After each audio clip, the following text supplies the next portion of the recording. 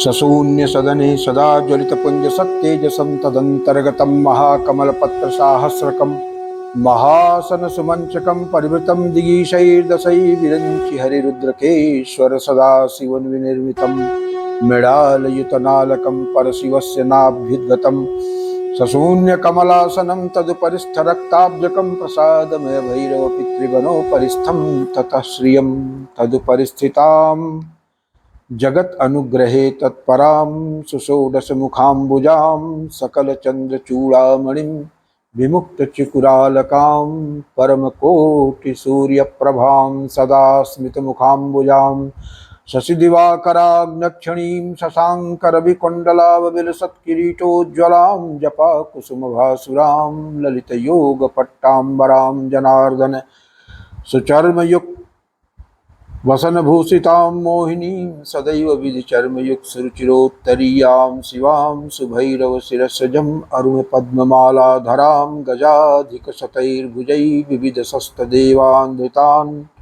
महात्रिपुरसुन्दरीं निखिलभूतबीजाङ्कुरां भजे सकलसाक्षिणीं सुरवरैः अगम्यां पराम्। So friends, यह अनुग्रह सत्ता रूपिणी महात्रिपुर सुंदरी के स्तोत्र मंत्र हैं। पिछले एपिसोड में हम लोगों ने निर्वाण भैरव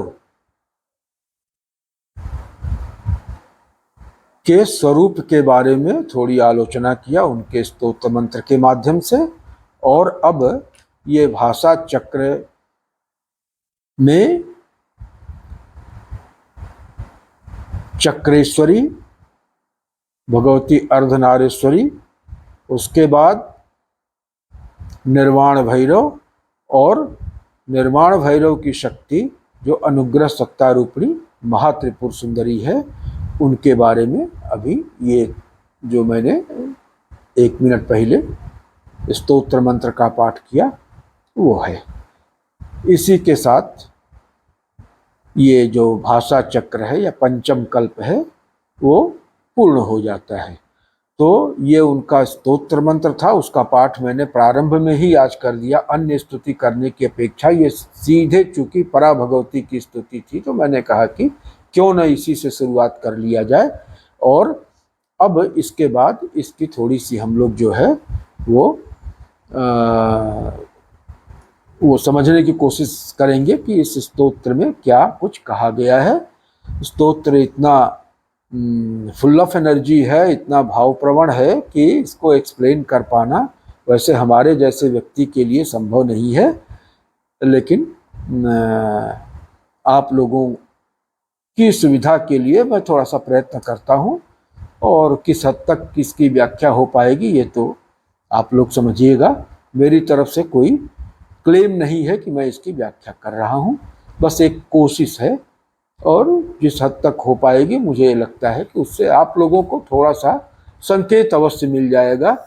इस अस्तित्व के इस उच्चतम स्तर को समझने में थोड़ा सा मदद मिलेगी।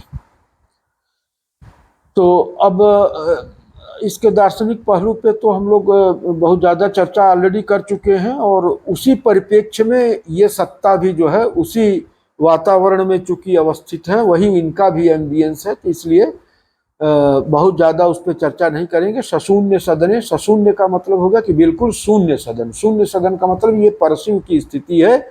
वो परशिव ही ऐसे हैं जिनकी अलग से मतलब कि वहाँ वाणी पहुँच ही नहीं सकती, वाणी की स्थिति उनके बाद में है, तो इसलिए परशिव तक वाणी पहुँच नहीं सकती, तो उनको शून्य कह के जो है, महाशून्य कह के इस तरह से भी कहा जाता है।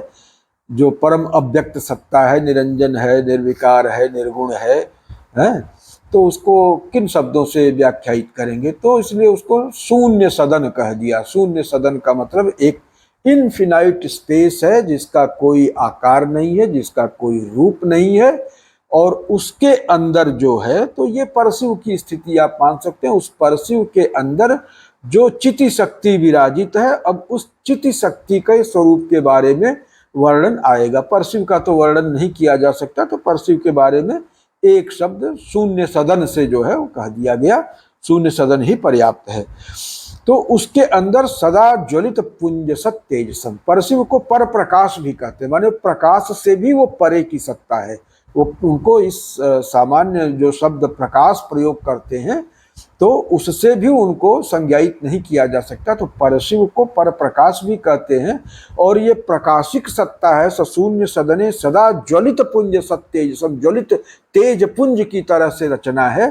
तो माने जो अभिव्यक्ति की तरफ एक उसमें से जो इनफिनाइट स्पेस है उसमें से थोड़ा सा स्पेस जो है एक उसका अंश प्रॉपअप होने लगता है और वही जो है प्रकाशित हो जाता है।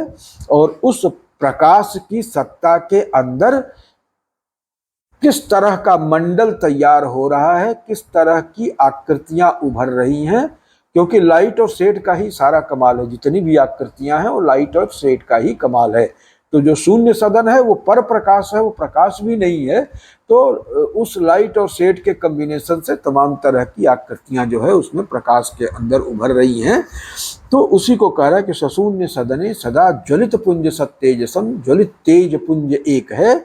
और तदंतर्गतम महाकमल पत्र साहस्रकम, उस ज्वलित तेज पुंज के अंदर जो है एक सहस्रदल कमल है। और ये सहस्रदल कमल भी प्रकाश से ही निर्मित है। महासन सुमंचकम परिवृतम दिगीशैर दशई, और इस सहस्रदल कमल के ऊपर एक महासन है और वो महासन जो है वो 10 दिग्पालों से घिरा हुआ है। तो 10 दिग्पालों से घिरा होने का आशय ये हो गया कि ये टाइम एंड स्पेस की लिमिटेशन के अंदर है, तभी तो 10 तरफ से 10 दिक्पाल घेरे हुए हैं। तो ये टाइम और स्पेस जो उस इनफिनाइट इंटिटी से, उस सुप्रीम रियलिटी से सबसे पहले टाइम और स्पेस का आविर्भाव होता है। इस बात को हम लोग पहले भी चूंकि डिस्कस कर चुके हैं तो इस पे बहुत ज़्यादा अभी चर्चा की आवश्यकता नहीं है। तो परिवृतम दिगीशय दशई का मतलब कि यहाँ से टाइम और स्पेस की सत्ता शुरू हो जाती है और 10 दिक्पाल 10 तरफ से घेरे हुए हैं। तो उससे एक जो इनफिनाइट स्पेस है उसके अंदर एक लोकल स्पेस क्रिएट हो गया। अब इस लोकल स्पेस के अंदर ही प्रकाश के अंदर तमाम तरह की रचना हो रही है। और जब प्रकाश के अंतर्गत ये रचना का कार्य संपूर्ण हो जाएगा तो उसी में पुटिन जैसे भरते हैं ना, तो उसी में जो है वो प्रकृति के द्वारा उत्पन्न किया गया जो उपादान है, माने पंच तत्व और 3 गुण, तो इन पंच तत्वों और 3 गुणों से मिला के जो 15 कलाएं बनती हैं उन्हीं को उसमें भर दिया जाएगा। तो एक ठोस संरचना जो है वो उभर के आ जाएगी, जो कि पंचभूतात्मक जगत होगा, पंचभौतिक जगत जिसको कहते हैं। तो महासन सुमंचकम परिवृतम दिगीशय दशई विरंचि हरिरुद्रकेश्वर सदाशिव विनिर्मितम, वो महासन जो है विरंचि हरिरुद्र ईश्वर और सदाशिव, माने वही जो पंचप्रेतासन पिछले में था हम लोगों के निर्वाण भैरव के अध्ययन में जो हम लोगों ने पाया था, वही पंचप्रेतासन यहाँ भी है कि ब्रह्म विष्णु रुद्र ईश्वर और सदाशिव। तो विरंचि हरि रुद्र के ईश्वर सदाशिव विनिर्मितम मृणालयुत नालकम परशिवस्य नाभ्युद्गतम। तो ये सत्ता अपने पोषण रक्षण के लिए, संवर्धन के लिए परशिव के ऊपर जो है तो परशिव का कोई आकार तो है नहीं, लेकिन परशिव की नाभि से एक कमल निकल रहा है, उस कमल के ऊपर ये जो है महासन स्थित है। विरंच हरिरुद्र के ईश्वर सदा मृणालयुत नालकम परशिवस्य नाभ्युद्गतम। तो ये जो इस पे कमल है, इस कमल की ओरिजिन कहाँ से है? ये परशिव की नाभि से निकला हुआ है। माने जो कुछ भी ओरिजिनेट हुआ है इस स्थूल या सूक्ष्म संसार में, वो अपनी सत्ता कहाँ से प्राप्त कर रहा है, कहाँ से डिराइव कर रहा है? तो वो परशिव से ही डिराइव कर रहा है। परशिवस्य नाभ्युद्गतम से ये मतलब है कि नाल के माध्यम से परशिव की नाभि से ये जो कमल है, सिंहासन है, ये सब जुड़े हुए हैं, अपने अस्तित्व के लिए उनके मुखापेक्षी हैं। उनके अस्तित्व से जुड़ने के अलावा इनके पास और कोई चारा नहीं है अपने अस्तित्व को सुनिश्चित करने का। तो ये चीज है। सशून्य कमलासनम तदुपरिस्थ रक्ताब्जकम प्रसादमय भैरव पितृवनोपरिस्थम ततः श्रियम। और इस जो सहस्रदल कमल के ऊपर, सिंहासन के ऊपर जो शतदल कमल है, उस शतदल कमल के ऊपर प्रसादमय भैरव पितृवन है। प्रसादमय भैरव पितृवन, पितृवन कहते हैं श्मशान को, और वो प्रसादमय है। जो सच्चिदानंद है वो सच्चिदानंद स्वरूप है, और जो भगवती है वो सच्चिदानंदमयी है, क्योंकि त्वमादि कामानाम, वहीं से कामनाओं का ओरिजिनेशन होता है। तो जहाँ से कामनाएं प्रादुर्भूत होती हैं, त्वमादि कामानाम, तो वो सच्चिदानंदमयी सत्ता है। और इन कामनाओं से आक्रांत होने के कारण हम लोग भी अपने आनंद स्वरूप को भूल जाते हैं और विषयानंद में निमग्न हो जाते हैं। तो स्थूल विषय जो हैं, जो पंचभूत हैं, वो पंचभूत तो यहाँ के श्मशान में जो है दग्ध हो जाते हैं। जब हम शरीर का त्याग करते हैं तो जो पंचभूतात्मक हमारा शरीर है वो तो यहाँ जो पार्थिव श्मशान है उसमें जो है वो जल के दग्ध हो जाता है। लेकिन सूक्ष्म शरीर तो हमारी आत्मा के साथ यात्रा कर रहा होता है। तो जो सूक्ष्म वासनाएं हैं, वहाँ जो सूक्ष्म विषय हैं, स्थूल विषय तो जल गए लेकिन सूक्ष्म विषयों का साथ बना हुआ है। तो सूक्ष्म विषय कहाँ जाके दग्ध होते हैं? तो वो आनंदमय पितृवन में जब हम पहुँचते हैं तो वहाँ पर जाके सूक्ष्म विषय जो है, जो पंच तन्मात्रात्मक भूत हैं, वो भी वहाँ पर जाकर के दग्ध हो जाते हैं और उनके जलने के बाद शुद्ध चैतन्य बचता है। तो वो शुद्ध चैतन्य जो है वही जाके भगवती के प्रासाद तक पहुँच सकता है। जब तक उसमें विषयों का लेस रहेगा तब तक वो उसकी गति वहाँ तक नहीं हो सकती है, उसको एंट्री नहीं मिल सकती है। तो वहाँ तक एंट्री पाने के लिए आवश्यक है कि हम सूक्ष्म विषयों से भी निवृत्त हो जाएं। इसलिए उनको दग्ध करने के लिए, उनको भस्मभूत करने के लिए वहाँ पर जो है वो श्मशान है, जिसको प्रसादमय कहते हैं, जहाँ पर कि विषय की मयता जो है खत्म हो जाती है और स्वरूप की प्राप्ति हो जाती है। वहाँ पर विषयों के जल जाने के कारण जो है हमारी आनंदमयता खत्म हो जाती है, आनंद स्वरूपता की उपलब्धि हो जाती है। कहने का आशय ये है। तो प्रसादमय भैरव पितृवनोपरिस्थम ततः श्रियम, उसके ऊपर श्री की अवस्थिति है। अब देख रहे हैं ना कि वहाँ पर जाने के लिए हमें सब कुछ को जलाना पड़ेगा। एक एक करके पहले स्थूल को जलाएंगे, फिर सूक्ष्म को जलाएंगे, फिर कारण को जलाएंगे, तब कहीं जाके हम वहाँ पहुँच पाएंगे। और आते समय जब हमारी आत्मा, तो ये सारा कुछ जो है वही क्षीराब्धि में उपादान के रूप में मौजूद रहता है। और वहाँ से उस अमृत कुंड में सराबोर होने के बाद सोम अग्नि की क्रिया के फलस्वरूप फिर जो है हम, अगर हमको कुछ काम बाकी रह गया है, वापस आना है संसार में, तो उसका क्रम यह है कि वहाँ पे जो है सोम बहुल होकर के, सोम प्रबल होके और अग्नि की क्रिया से फिर हम जो है उपादानों को संगठित कर लेते हैं कि सोम की प्रचुरता में जो बिखरे हुए अणु हैं उपादान के, अणु परमाणु, वो फिर से समायोजित हो जाते हैं और कन्फिगर होने के कारण हमको एक उपादानमय शरीर की उपलब्धि हो जाती है। तो ये सृष्टि प्रक्रिया का रहस्य है। प्रसादमय भैरव पितृवनोपरिस्थम ततः श्रियम तदुपरिस्थिताम जगत अनुग्रहे तत्पराम। और वहाँ पर स्थित होकर के वो जो अनुग्रह सत्ता रूपिणी भगवती महात्रिपुर सुंदरी हैं, वो क्या करती हैं? जगत अनुग्रहे तत्पराम, वो हमेशा जगत के ऊपर अनुग्रह करती रहती हैं। क्योंकि ये पंचम कल्प, भाषा कल्प जो है वो अनुग्रह सत्ता रूपिणी महात्रिपुर सुंदरी का अवस्थान है, इसलिए वहाँ पे अनुग्रह व्यापार सतत चलता रहता है। और ये अनुग्रह क्या है? जीवों की मुक्ति के लिए, उनके परमानंद में निमग्न होने के लिए जो कुछ भी अभिष्ट है वो करते रहना ही अनुग्रह का कर्म है, जिसमें कि भगवती सदा निरत रहती हैं। तो अनुग्रहे तत्पराम, और उस भगवती के रूपाकृति के बारे में बता रहे हैं, सुषोडश मुखाम्बुजाम। चूंकि सारे उपादान वहीं पर हैं, तो इसलिए सुषोडश मुखाम्बुजाम, 15 कलाएं और परापरा के रूप में चेतना शक्ति, निमित्त और उपादान दोनों कारण वहां पे हैं, तो इसीलिए सुषोडश मुखाम्बुजाम, 16 मुख हैं उनके।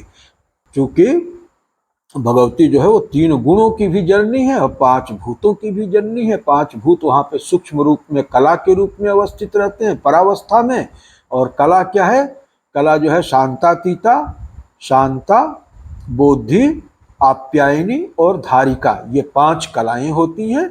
और इन 5 कलाओं से ही जो है 5 तत्व बनते हैं इनके।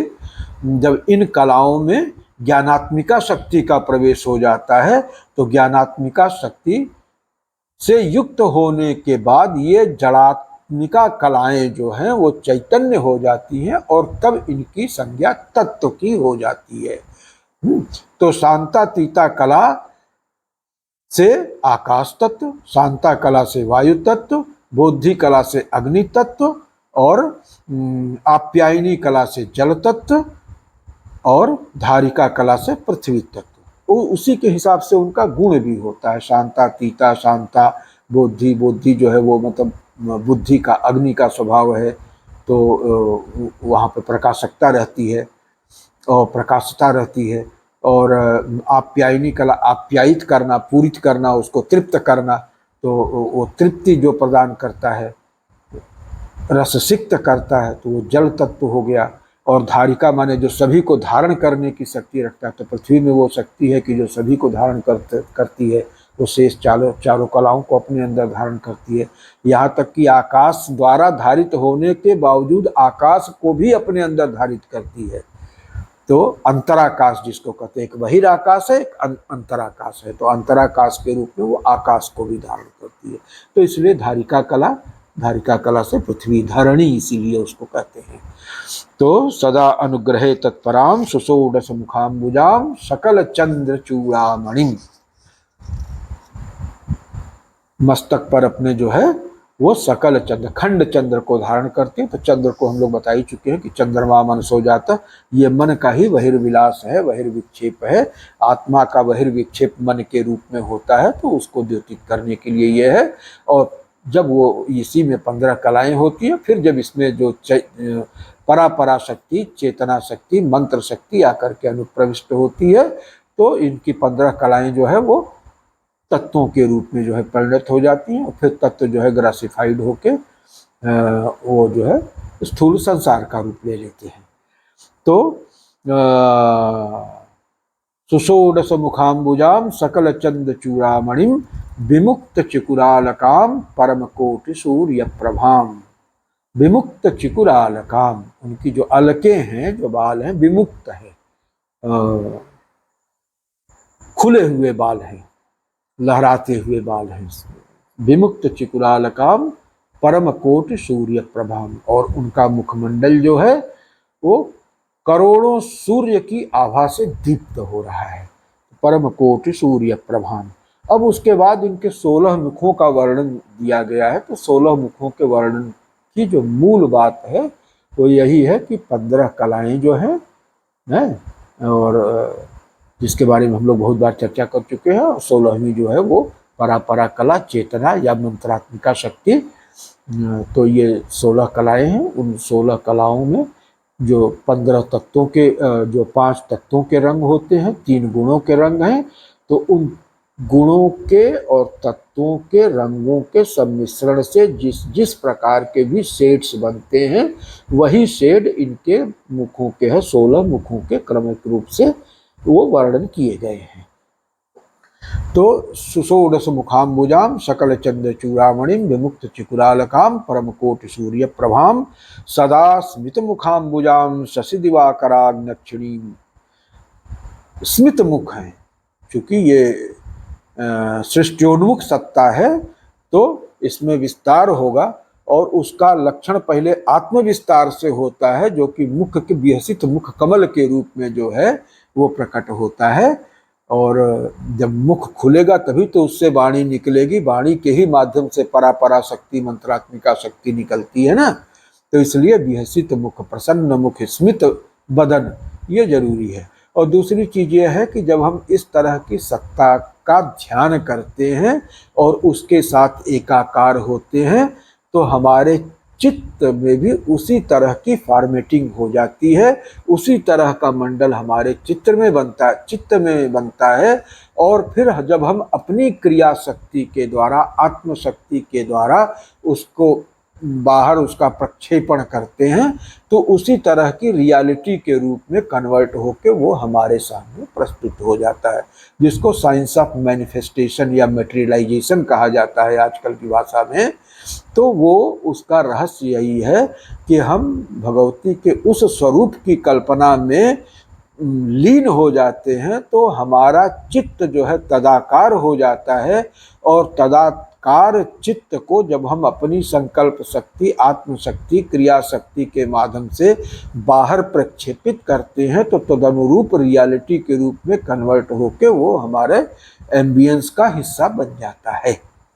तो ये हुआ सदा स्मित मुखाम्बुजाम शशि दिवाकराग्नक्षिणीम शशांक रवि कुंडलाभ विलसत किरीटोज्ज्वलाम। उनके कुंडल किस तरह से दमक रहे हैं, क्या उनके कुंडल हैं? तो एक तरफ शशांक है, एक तरफ रवि है, माने सूर्य और चंद्रमा उनके कानों में कुंडल के रूप में सुशोभित हो रहे हैं। और उनका प्रकाश पड़ने के कारण उनका जो मुकुट है वो और भी दीप्त हो रहा है। तो जपा कुसुम भासुराम ललित योग पट्टाम्बराम। और भगवती का रंग किस तरह का है? चटक लाल रंग का। जपा कुसुम माने गुड़हल के फूल की तरह से, जैसे लाल धुत एकदम से चमकीला लाल रंग का जो है। और जपा कुसुम भासुराम, प्रकाशमान, उस तरह की उनकी रूपाकृति है, उस तरह का उनका वर्ण है। और ललित योग पट्टाम्बराम, और ये योग पट्ट है, वो योग पट्ट है क्योंकि सच्चिदानंदमयी शक्ति है, सच्चिदानंद स्वरूप की सच्चिदानंदमयी शक्ति है। तो ये त्रिगुणात्मिका है और इनके अंदर जो सतोगुण है वो सतोगुण के अंदर ये क्षमता होती है कि सच्चिदानंद के संपूर्ण तत्व को अपने अंदर जो है वो एब्जॉर्ब करे, उनको ग्रहण करने का, उनको आत्मसात करने का और उनको प्रतिबिंबित करने की क्षमता होती है। तो ये उस योग पट्ट की तरह है जो उस सच्चिदानंदात्मक सत्ता को अपने अंदर समाहित करती है। और वो है ना कि दक्षिणामूर्ति और वामामूर्ति या अर्धनारीश्वर के रूप में एक ही सत्ता के दो भाग मतलब के प्रतीत होते हैं। तो एक जो है वो योग पट्ट है और एक प्रेम पट्ट है, वो परम प्रेमास्पद है, वही एकमात्र प्रेमास्पद है। और उस प्रेम को जो अपने आप में समाहित करने वाली भगवती है वही योग पट्ट है, जो उस प्रेम को अपने अंदर समाहित करती है। और ये शिव शिवा की यही वो कैरेक्टरिस्टिक्स है कि ये शिव जो है वो गुरु के रूप में है, दक्षिणामूर्ति के रूप में भी है, शिवा जो है शिष्या के रूप में, प्रकृति के रूप में, वामामूर्ति के रूप में है। और वामामूर्ति जो है दक्षिणामूर्ति के समस्त चिदानंदात्मक डायमेंशन को अपने अंदर समाहित कर लेती हैं, इसलिए वो सच्चिदानंदमयी हो जाती हैं और फिर सच्चिदानंदमय संसार की संरचना में प्रवृत्त होती हैं, सक्षम होती हैं, समर्थ होती हैं। तो ललित योग पट्टाम्बराम जनार्दन जपा कुसुम भासुराम ललित योग पट्टाम्बराम जनार्दन सुचर्म युग वसन भूषिताम मोहिनीम सदैव विधि चर्म युग सुरचिरोत्तरीयाम शिवाम सुभैरव शिरसजम अरुण पद्ममाला धराम गजा। तो जैसे निर्वाण भैरव के वर्णन में आया हुआ था कि वो जो है वो भगवान विष्णु के चर्म का जो है वो उत्तरीय धारण करते हैं और ब्रह्मा जी के चर्म का जो है अधोवस्त्र धारण करते हैं कटि प्रदेश में, और ब्रह्माच्युतेश शुभमस्तकमालिकाढ्यम। तो उसी तरह से भगवती भी चूंकि जो है वो उन्हीं का अर्धांश है, अर्धभाग है, तो इनकी विरूपाकृति उसी तरह की है कि ये भी जो है वो जनार्दन सुचर्मयुग बसन भूषिता मोहिनी, जनार्दन के सुचर्म को जो है वो बसन के रूप में धारण करती हैं। और सदैव विधि चर्मयुग सुरुचिरोत्तरीयाम शिवाम, उत्तरीय के रूप में ब्रह्मा जी के चर्म को धारण करती हैं। और सुभैरव शिरस्सजम अरुण पद्ममाला धराम, सुभैरव भैरव के सिर का जो है वो माला, सुरक माने माला, अपने गले में धारण करती है। माने ये सब जो है वो रॉ मटेरियल को बताता है कि ये सब सृष्टि के समस्त उपादान सूक्ष्माति सूक्ष्म रूप में वहां पे सन्निहित रहते हैं, और सृष्टि काल उपस्थित होने पर उन्हीं उपादानों को ग्रासिफाई करने का क्रम चलता है और फिर सृष्टि अस्तित्व में आती है। सुभैरव शिरस्सजम अरुण पद्ममाला धराम गजाधिक शतैर्भुजै विविध शस्त्र देवान्वितान। तो ये भगवती जो है इनके गजाधिक शत भुज हैं। गज माने 8 होता है, 8 दिशाएं हैं, और 8 दिशाओं में गज रहते हैं। ऊपर और नीचे तो गज रह नहीं सकते, 4 दिशाएं और 4 कोण, ये 8 जगह जो है वो गज की स्थिति। तो इसलिए गज जो है 8 संख्या का वाचक है। और गजाधिक शत माने 7 से 8 अधिक, 108 भुजाएं हैं इसमें। इन भगवती के जो अनुग्रह सत्ता रूपिणी महात्रिपुर सुंदरी हैं उनकी 108 भुजाएं हैं, और उन 108 भुजाओं में वो 108 शस्त्र धारण करती हैं। और वो शस्त्र क्या हैं? वो शस्त्र स्थूल शस्त्र नहीं है, बल्कि 108 देवताओं को ही वो शस्त्र के रूप में धारण करती हैं। शस्त्र माने कि किसी काम को आसान बनाने के लिए जिस टूल का हम इस्तेमाल करते हैं वही हमारे जो है वो शस्त्र हैं। तो वहाँ पे जो है शस्त्र फिजिकल न होकर के वहाँ पे चेतना के ही एक डायमेंशन है, जो कि उन वस्तुओं में प्रविष्ट होकर, उन अणुओं में, परमाणुओं में, कलाओं में प्रविष्ट होकर के और उनको उस तरह की रूप आकृति में परिणत कर देते हैं। तो वो चैतन्य शक्ति है जो कि अचेतन कलाओं में, तत्वों में प्रविष्ट होकर के और उनको वांछित रूपाकृति में परिणत कर देती है, उनके अंदर उस तरह के गुण धर्म का आधान कर देती है जो कि हमारे प्रयोजन के लिए सर्वथा उपयुक्त होते हैं। तो देवता ही वहाँ पे टूल्स हैं। तो पुराने हमारे जो आगम शास्त्र था उसके विज्ञान के अनुसार हमें स्थूल अस्त्रों की, मशीनों की जरूरत नहीं हुआ करती थी। हम इस तरह की चेतना शक्ति को पदार्थों के अंदर अनुप्रविष्ट, अपने आत्म शक्ति के बल पे अपनी चेतना शक्ति के एक अंश को ही उन पदार्थों में अनुप्रविष्ट करा के और उनके अंदर से इस तरह से प्रेरित करते थे कि जिस तरह की रूपाकृति और गुण धर्म को धारित करने वाले वस्तु की हमें आवश्यकता होती, उस रूप में वो परिणत हो जाते थे, क्योंकि उनके अंदर वो अंतर्विवेक जागृत हो जाता था।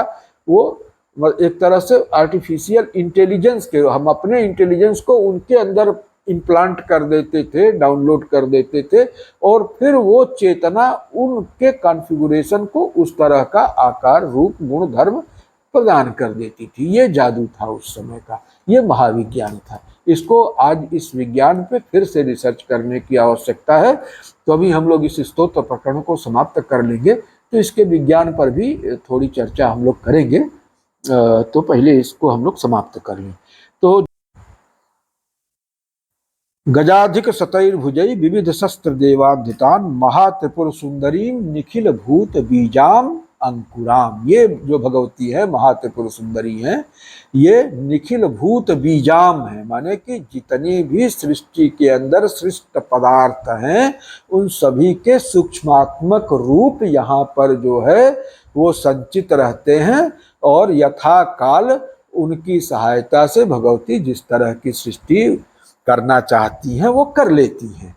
और बीजाम और अंकुराम, उस बीज को अंकुरित करने वाली शक्ति। तो बीज तो हो गया, लेकिन बीज अंकुरित कैसे होगा?